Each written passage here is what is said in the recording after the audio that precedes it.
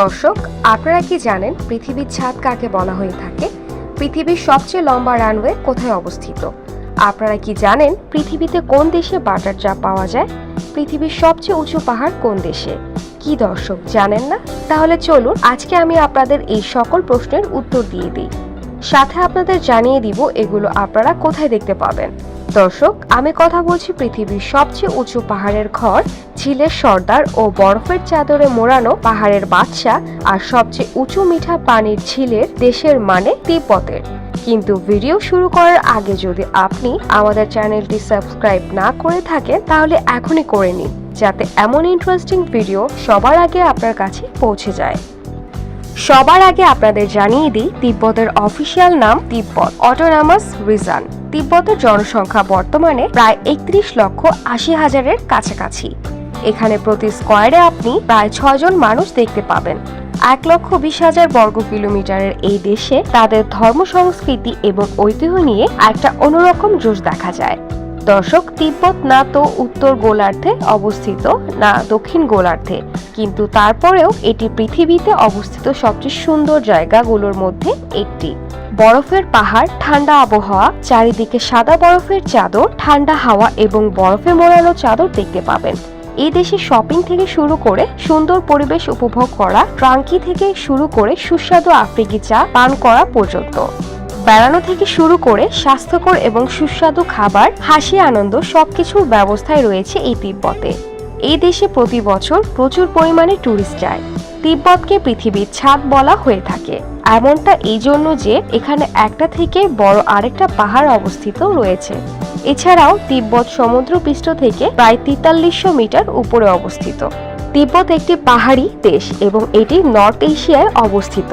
তিব্বত বর্ডারে ভারত, চীন, নেপাল, ভুটান এবং পাকিস্তানের মতো দেশ অবস্থিত। তিব্বতকে বৌদ্ধ ধর্মের প্রমুখ কেন্দ্র মানা হয়ে থাকে, যা প্রায় 1400 বছর ধরে পালন করা হচ্ছে।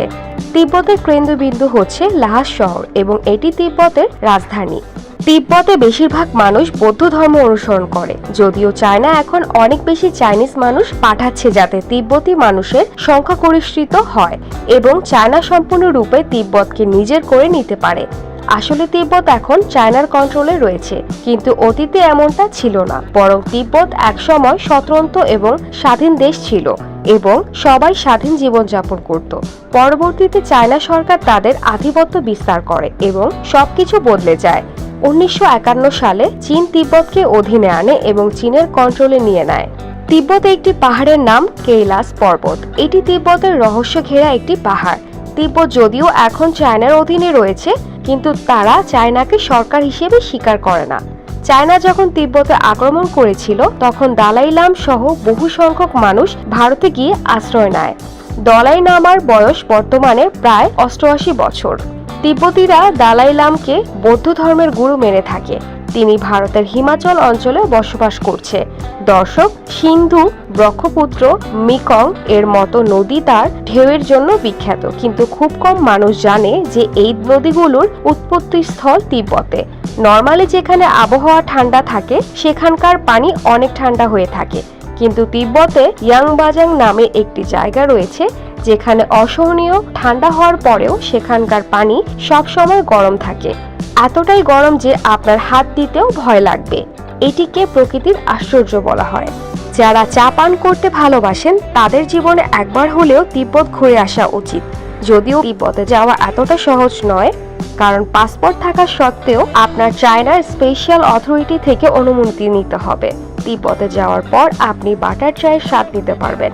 এটা শুধু তিব্বতে নয়, বরং পুরো পৃথিবীতে বিখ্যাত। দর্শক, যখন আপনার বাড়িতে মেহমান আসে তখন আপনি তাকে কিভাবে স্বাগতম করেন? অবশ্যই সালাম জানিয়ে করবেন। কিন্তু আপনি কি জানেন তিব্বতে মেহমানদের স্বাগতম করার জন্য বাড়ির মানুষেরা তাদের জিভ দেখায়? জি হ্যাঁ দর্শক, তিব্বতে জিভ দেখায় মেহমানদের স্বাগতম জানানোর জন্য। আমাদের দেশে এমনটা করলে হয়তো লাঠি ঝাড়ু দিয়ে পেটানো শুরু করবে। তিব্বতের অধিকাংশ মানুষেরা অন্ধবিশ্বাসী হয়ে থাকে এবং তারা আলাদা আলাদা মানত করে থাকে। যেমন তারা মেনে থাকে যে পাথরের ভিতরেও প্রাণ থাকে এবং ঝিলগুলোতে ড্রাগন বসবাস করে। তিব্বতীরা আরো মেনে থাকে যে তারা যদি পাহাড়ে হেঁটে অতিক্রম করে তাহলে তাদের সব পাপ মোচন হয়ে যাবে। এছাড়াও তারা আরো অনেক ধরনের ধারণা করে থাকে, যদি আপনি কখনো তিব্বতে যান তাহলে আপনি সেখানকার মন্দির, বাড়ি অথবা গাড়িগুলোতে এ ধরনের পতাকা দেখতে পাবেন।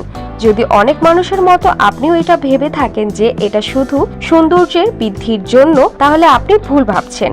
বৌদ্ধ ধর্মের মানুষেরা মেনে থাকে যখন এই পতাকা বাতাসে উড়ে তখন আপনার প্রার্থনা অথবা মানব সৃষ্টিকর্তার কাছে পৌঁছে যাচ্ছে। তিব্বতী লোকেরা প্রায় তাদের বাড়িতে যাওয়া মেহমানদের এই পতাকা উপহার দেয়। এটার উপরে বিভিন্ন ধরনের বুদ্ধ মন্ত্র ছাপানো থাকে। তারা মেনে থাকে যে এই মন্ত্র পাঠ করলে বডিতে এক অন্যরকম পজিটিভ এনার্জির সৃষ্টি হয়। তিব্বতের সবচেয়ে বড় বিশেষত্ব এই যে এখানে আপনি কোনো প্লেন উঠতে দেখতে পাবেন না। তার কারণ হলো তিব্বত অনেক উঁচুতে অবস্থিত আর প্লেন সর্বোচ্চ ৮,০০০ উপরে উঠতে পারে। আর তিব্বতে কিছু পাহাড় রয়েছে যেগুলো উচ্চতা ৮,০০০ মিটারের থেকেও বেশি, যার ফলে এখানে প্লেন উঠতে পারে না।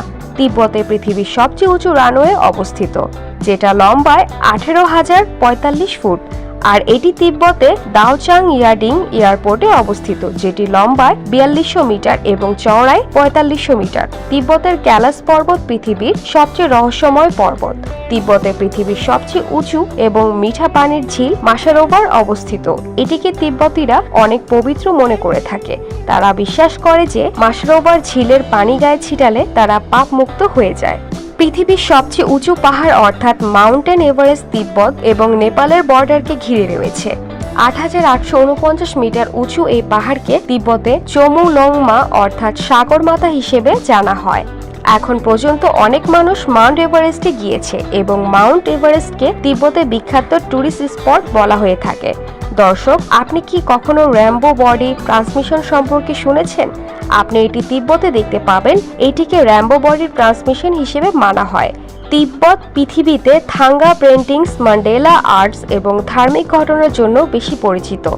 বৌদ্ধ ধর্মের মানুষেরা যেখানে বৌদ্ধ ধর্মের পড়াশোনা করে, এখানে বৌদ্ধ বিদ্যা, তান্ত্রিক বিদ্যা এবং মেডিটেশন শেখানো হয়। তিব্বতে আপনি প্রায় প্রাসাদ দেখতে পাবেন, যেমন পটুয়ালা প্যালেস। এটিকে দালাই লামার বাসস্থান অথবা ঘর বলা হয়।